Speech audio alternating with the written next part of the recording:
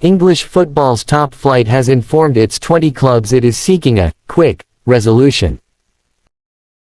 This solution aims to talk about redistribution of its finances with the Football League amid increasing political pressure. The Premier League is targeting financial deals with its lower league counterparts in recent weeks. The problem now is that English football seeks to prevent political criticism of the distribution of money through sport. This news has learned that it was the Premier League that told its 20 feet shareholders, on Thursday. They are now hoping to reach a quick conclusion of long-term talks with top-flight clubs. The hope is to pay out over £100 million in additional funding each year for the English Football League (EFL). Further details of the so-called New Deal for football were unclear on Friday. But communications to clubs including Arsenal, Manchester City, and newcomer Luton Town suggest that the end of the negotiations may be in sight. However, the imminent deal may yet prove to be. According to one of the executives involved in the discussions, which reflects the complexity and significance of the deal. The discussion focused in part on the proportion of net media revenue, or broadcast revenue combined across the two organizations. These talks will be approved by the Premier League for redistribution among the EFL's 72 clubs. In March, it was revealed that the top flight had been offering annual cash advances of £30 million in a bid to secure a deal. But talks since then have made only weary progress.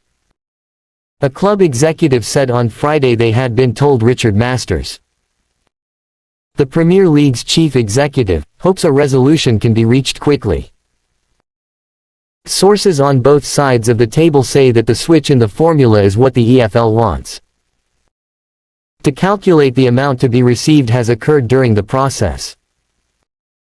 The communication comes ahead of the new Premier League season and at a time of intense scrutiny for potential impact. The impact of the huge sums spent by the Saudi Pro League to recruit players from around the world. In June, lawmakers on the Culture, Media and Sport Selection Committee said the Premier League and EFL must reach an agreement soon. This deal is about providing funding across the English football pyramid, or have settlements imposed on them by new regulators that have been promised by founding ministers. Unless the football authorities take immediate action to agree to a more equitable distribution of revenues, we risk more clubs collapsing, with the disastrous impact this could have on local communities, said Dame Caroline Dinenage, chair of the committee.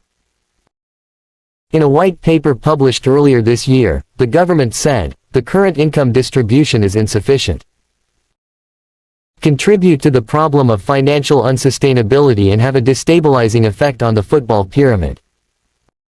Therefore, there remains a clear need to reform the distribution of finance in English football. Single quote. The white paper highlights the £4 billion gap between Premier League and Championship clubs' combined revenues in the 2020-21 season. The £125 million per year proposed by the top flight in March would be in addition to the solidarity payments system currently made for Championship and other EFL clubs, currently a whopping £110 million a year.